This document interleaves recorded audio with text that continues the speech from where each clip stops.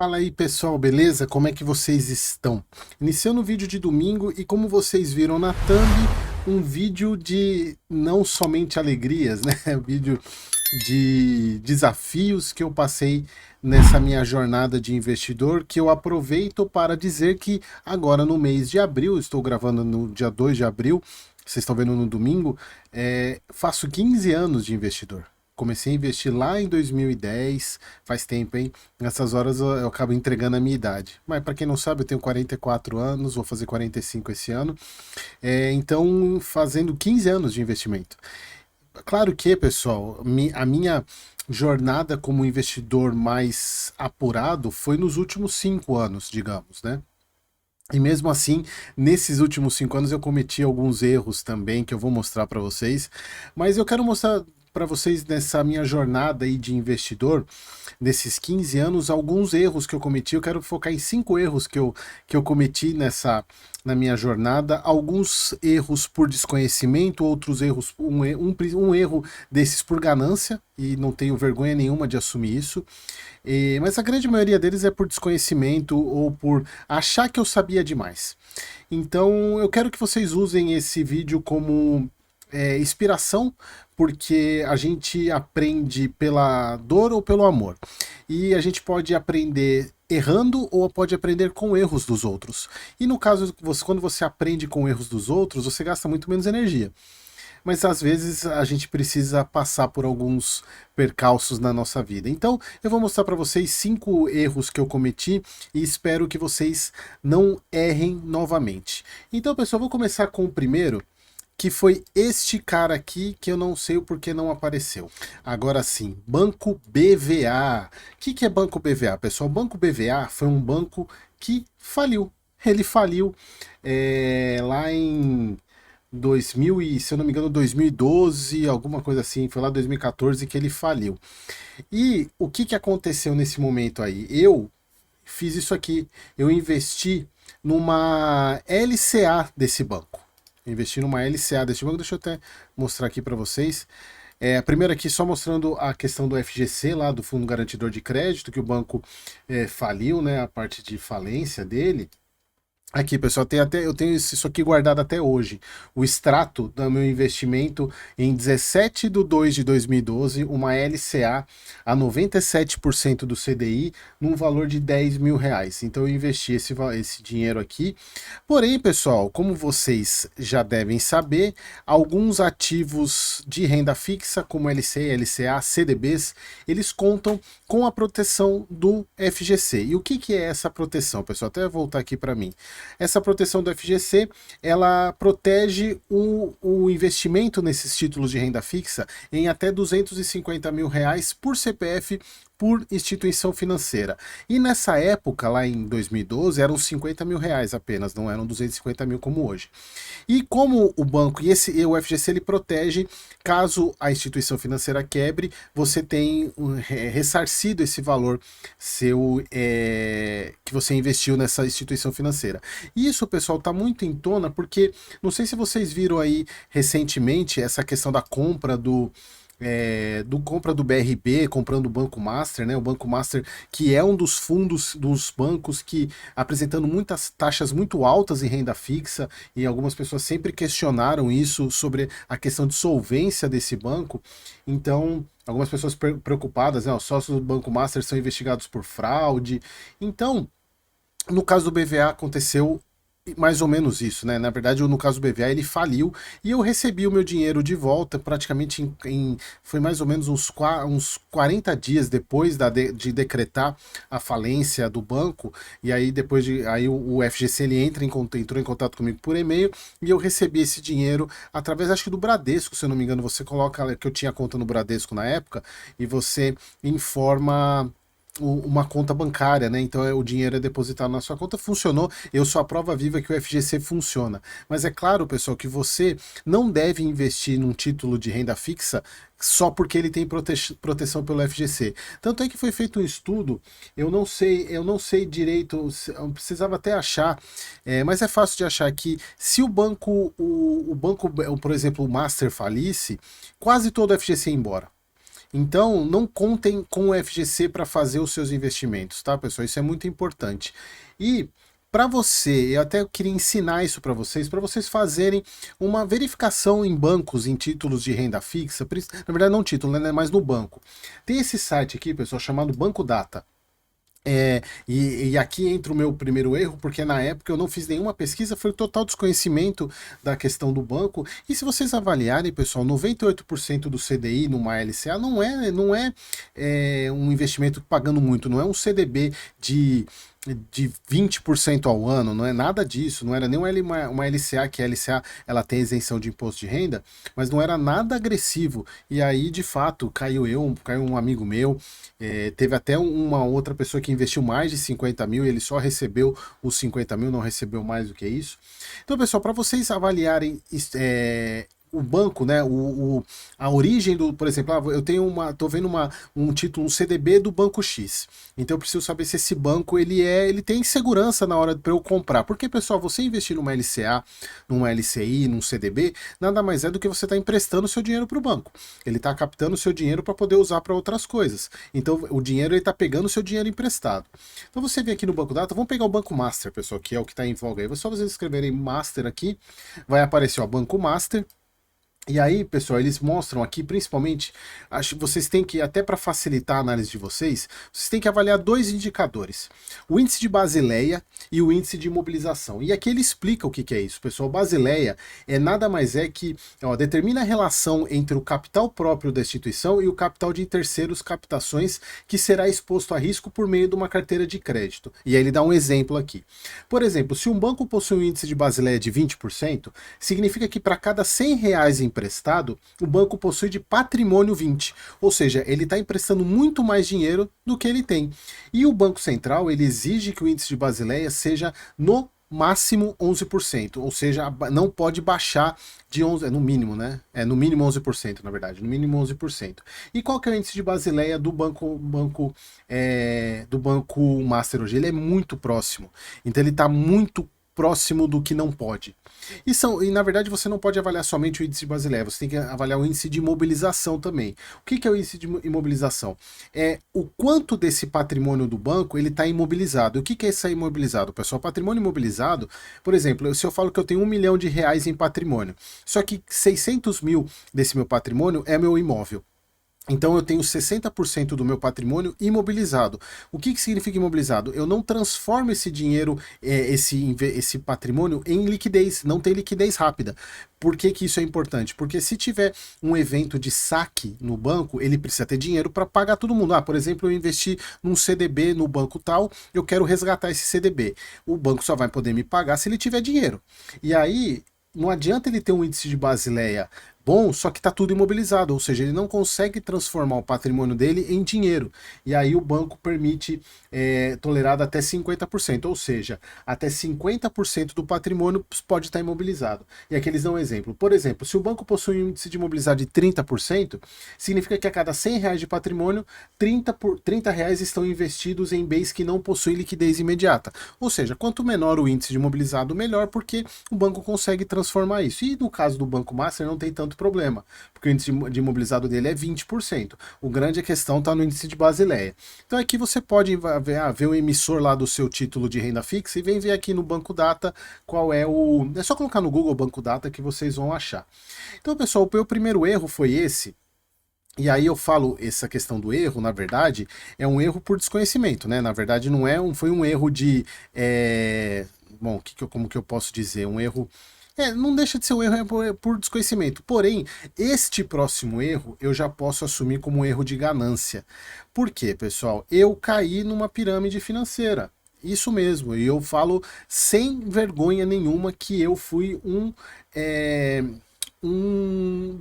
uma das pessoas que entrou em uma pirâmide financeira, e eu falo isso sem medo, porque eu aprendi com isso, foi por ganância.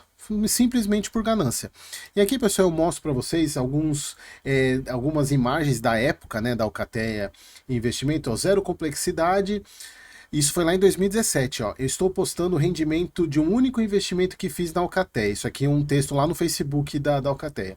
O rendimento de 3,23% em 8 dias. R$ 323 de lucro. Olha só, mais um mês que se inicia assim. Chegamos na metade do ano de 2017. Você sabia que é o quarto mês seguido que a Alcatel Investimentos bate acima da média de 9% ao mês. Janeiro 8,7, fevereiro 8,48 aqui, né? Ó, se o investimento de R$ 10.000 do dia 1 de 1 de 2017 até no meio do ano transformaria um lucro aí de 928 ao mês. Assim, é absurdo. E eu, de fato, caí nesse golpe por ganância, né? Não tem outra justificativa. E aqui, pessoal, eu até mostro para vocês uma continha aqui que esse 0,3.23 daria 0,4% ao dia.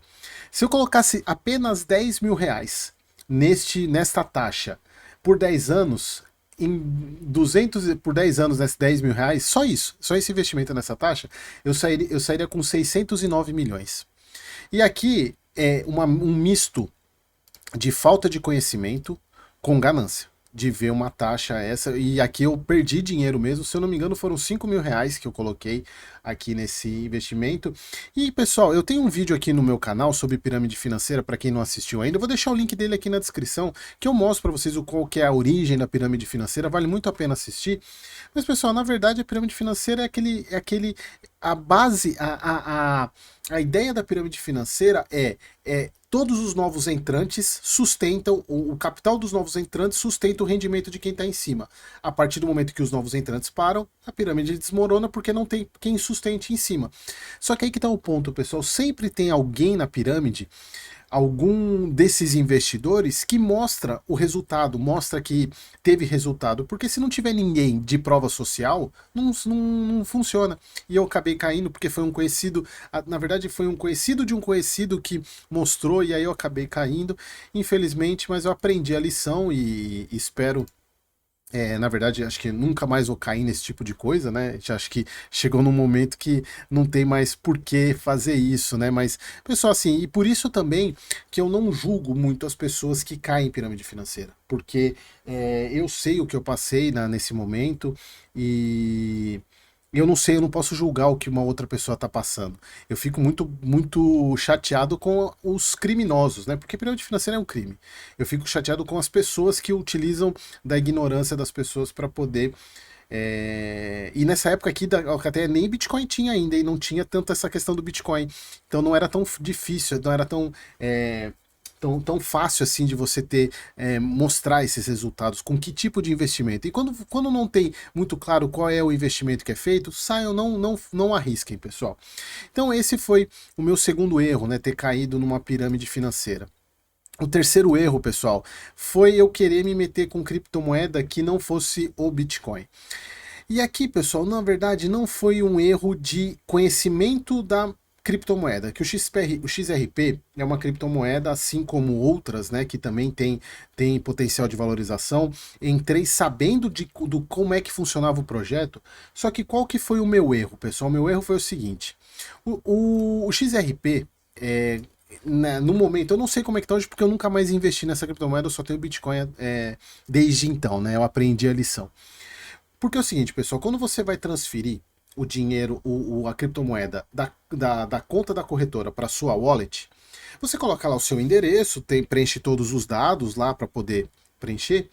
Só que no caso da XRP tinha um fator de transferência a mais.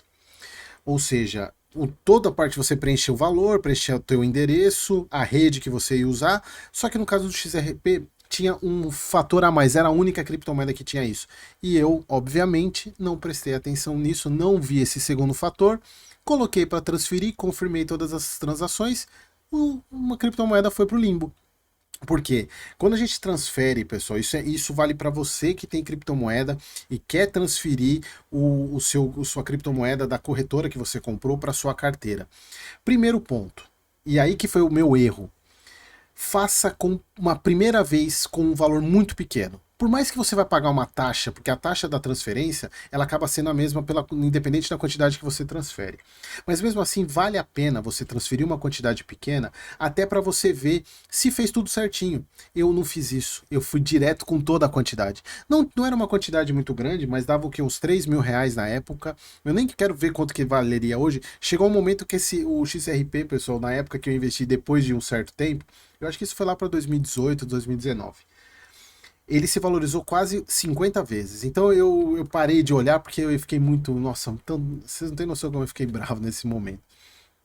Então essa é a dica que eu aprendi, e mesmo hoje, pessoal, tendo a minha Trezor, que é a minha carteira, tenho carteira a Hot também, que é de aplicativo, mesmo eu tendo transferido 300 mil vezes já tendo feito essa operação, eu sempre que eu vou transferir, eu transfiro primeiro uma quantidade pequena, depois eu transfiro o restante. Isso independentemente, quantas vezes eu já transferi para o mesmo endereço da mesma corretora, exatamente porque eu acabei tendo esse trauma nessa transferência e acabei perdendo dinheiro, obviamente, porque esse dinheiro eu perdi, porque a criptomoeda foi pro limbo. Eu não faço a menor ideia para onde ela foi, e de fato eu perdi.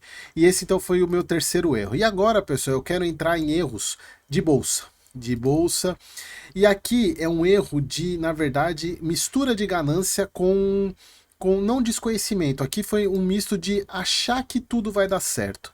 Oi BR, pessoal. Oi BR. Eu investi em Oi BR lá em 2020. Aqui eu peguei até uma foto do Kinvo que eu tenho, né? Eu tenho o Kinvo e o Domo, né? Eu uso o Kinvo. Na verdade, o Kinvo eu tenho um histórico mais antigo, mas eu parei de usar. Eu uso mais atualmente o Domo. O Domo também foi nessa época que eu comecei a usar, 2020, 2021. E aqui, pessoal, reentrei na OIBR. Qual que era a minha estratégia? Poxa, ela custa centavos, então é muito mais fácil ela se valorizar. Se ela se valorizar eu compro uma ação por 98 centavos, foi a primeira compra. Se eu comprar ela por R$ 1 e ela sobe 10 centavos, ela está valorizando 10%. Poxa, para um ativo que custa 100 valorizar 10, foi uma, assim, totalmente aleatória a minha compra. E aqui, nitidamente, eu perdi dinheiro, porque eu investi R$ 1.500, depois mais R$ 600 e vendi tudo por 1.300. Aqui vocês verem nitidamente que eu tive uma perda de dinheiro, mas saí rápido até. Não foi. A Oi chegou a baixar de quase 1 centavo, foi uma coisa ridícula. E aqui, pessoal, o ponto é: a compra foi zero fundamento. Zero fundamento. Foi simplesmente por causa de comprar porque está custando centavos. E aqui, pessoal, vai muito recado para quem investe, por exemplo, em MXRF, não pelo fundamento, ou para qualquer fundo imobiliário, e aqui como o foco do canal é fundo imobiliário, para qualquer fundo imobiliário por causa do preço da cota. E esse é um dos principais motivos que eu sou contra desdobramento. Exatamente porque o desdobramento facilita muito o acesso, principalmente para quem não está muito preocupado em estudar. Porque quando uma cota é R$ 100, dificulta um pouco uma entrada de uma pessoa quando a cota é R$ 10. E esse é um dos principais motivos que eu sou contra o desdobramento. É você possibilitar a entrada de quem não está muito preocupado com o estudo e simplesmente está entrando porque acha que é barato. E eu comprei o IBR porque eu achava que era muito mais fácil ela valorizar. E a gente vê que o que está muito barato pode continuar muito barato e cair mais de preço ainda, que foi o caso de Oi, compra sem fundamento nenhum. E o último erro, para não deixar de falar de fundo imobiliário, eu também, Eric, já investi por causa de dividendo. E aí está o nosso amigo HCTR11. Sim, meus amigos, eu já fui cotista do HCTR, já fui cotista do Deva, mas eu quis colocar o HCTR porque é um exemplo mais emblemático. Não perdi tanto dinheiro, mas eu investi por causa de dividendo. Eu escolhi o HCTR, e aqui é um misto de dividendo com um misto de dica de internet, dica de YouTube, E eu investi num momento do hype. Não era um momento que eu estudava tanto fundo imobiliário assim. Nossa, eu tô suando aqui. Não era um momento que eu estudava tanto quanto hoje, né? Isso foi lá em 2021 e vendi em 2022, ou seja, faz uns 4, 5 anos aí, 4 anos que eu fiz essa operação. E olha só, pessoal, eu comprei o HCTR a R$ 124. Pelo menos eu vendi rápido. Eu vendi, a gente, ó, passou aqui 5 meses mais ou menos, vendi a 116. Se a gente for ver hoje, o HCTR tá quanto? Vou pegar aqui, HCTR. HCTR. 21 e 27. Pelo menos eu saí antes. Mas aqui, pessoal, foi um erro que ainda bem que eu aprendi. Eu aprendi e estudei e cheguei no nível que eu tenho hoje de avaliação de fundo imobiliário. Me tirei a certificação de analista CNPI exatamente para passar isso para vocês, que a gente vai errar, vocês vão errar. E o que eu posso dar de conselho é, primeiro, errem com pouco. E quando eu falo para errar com pouco, principalmente quando vocês vão investir em algo que vocês não conhecem. E por mais que o próprio Warren Buffett fale que a gente tem que investir somente naquilo que a gente conhece, às vezes a gente é tomado por um sentimento de FOMO, de Fear of Missing Out, ou seja, ver todo mundo ganhando dinheiro com aquilo, você vai investir mesmo sem você conhecer. E eu não vejo o problema de você arriscar, porque pode ser que seja de sorte, você invista, mas sempre faça com pouco. Nunca se exponha ao risco da ruína. E no caso de fundo imobiliário, o HCTR para mim foi o exemplo mais notório que você não deve investir por dividendo. Exatamente porque era um fundo high yield que teve todos os problemas que a gente já sabe, nem vou entrar nos detalhes do problema do HCTR, mas infelizmente a gente até fiz um vídeo recentemente aí do HCTR com uma subida que ele teve porque ele parou de pagar e depois ele pagou uma cacetada de dividendo. E o que a gente mais vê na internet, principalmente hoje, de cotistas desses fundos, tanto HCTR quanto DEVA, com um famoso viés cognitivo que é a aversão à perda.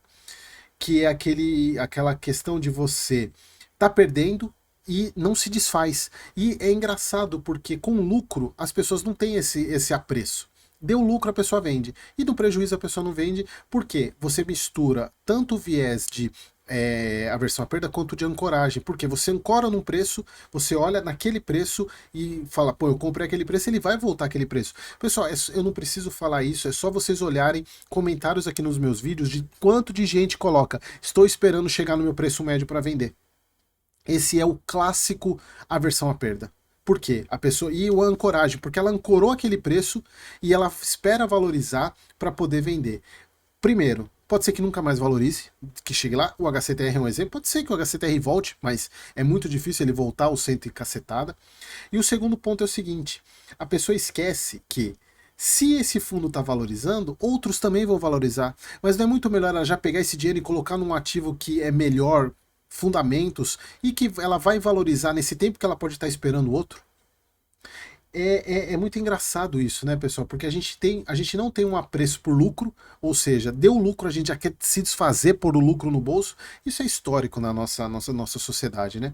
Mas no caso da perda, não. A gente tem um sentimento, a gente traz muito sentimento para a perda, né? A gente tá vendo que a gente tá perdendo dinheiro, fala, não, eu não vou, eu vou me ferir se eu fizer a venda e tomar esse prejuízo. Eu prefiro esperar esse ativo subir, ou já, quantas vezes eu tenho certeza que vocês já ouviram o ditado, esse daí eu esqueço, eu vou deixar, se ele virar pó, não tem problema. Mas é aquela questão, né, pessoal? Se for um valor pequeno, não tem tanto problema. O problema é quando o valor é grande e a pessoa já está com perda de 50% e ela espera que vai voltar, em vez de ela pegar esses 50% que faltaram e investir num ativo que tem o potencial de voltar, não, ela fica naquele esperando aquele voltar e pode ser que nunca mais volte. Então, pessoal, esse foi o vídeo de domingo, foi um vídeo que eu espero que vocês aprendam com os erros e se for para errar, erre com pouco. Vocês vão errar, mas usem experiências de outros investidores, de outras pessoas que já perderam e estão aqui dando a cara, né, para trazer esse tipo de conteúdo para vocês. Espero que vocês tenham gostado e bom domingo, até o próximo vídeo.